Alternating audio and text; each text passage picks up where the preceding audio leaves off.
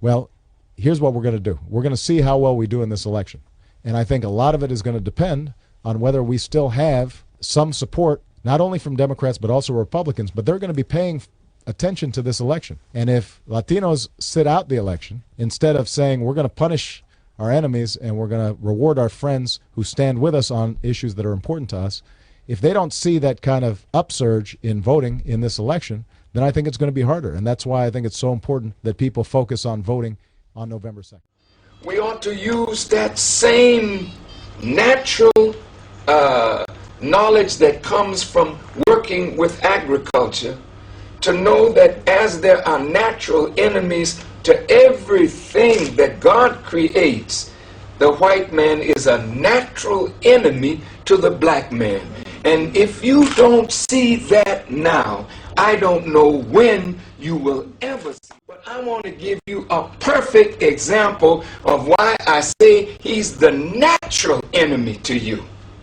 And the only way you can put a natural enemy under check is that you must be strong in the nature in which God created you. Then you can check the weakness of his nature to exploit you and supplant you and take advantage of you because of ignorance.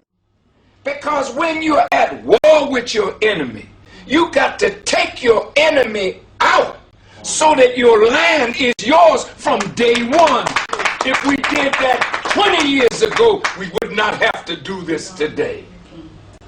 It is better to be a terrorist over your house than to be a good man in the eyes of your enemy and not in control of your own house.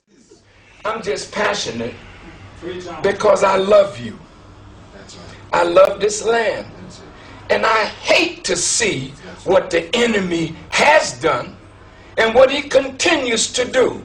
And as long as the president allowed them to stay here, I mean, think about this. Ian Smith, when you look at all those bodies, those skulls, and those graves, when you win, you don't even bring your chief enemy to justice. You don't try him. You don't kill him. You allow him to live here and own land. See, that's the goodness of your heart, because you don't know your enemy. And you really don't know yourself. But if you knew yourself and you knew your enemy, you would deal with your enemy like an enemy. And I have to say this to you, Reverend. See, it ain't gonna be nobody like you or me dealing with this today, because your heart's too tender. God has to deal with this today. And that's why the Bible says blood will be up to the horse's bridle. You can't stop that with no non-violence. I'm sorry, I have to tell you the truth, because when I leave here, you're going to meet it anyway. Yes. Prophesy. God is going to deal with this. And if the white man don't back up, you're going to be right back to war again. And a curtain of blood is going to rise from South Africa all the way to the north, because the white man is not going to give up without a fight. And you know I'm telling you the truth. Democracy and a form of government better than they. Yours will be the kingdom of God on earth if you allow yourself to listen to your own voice. And it's not good, man. Don't misquote me. I'm telling you straight, don't misquote me.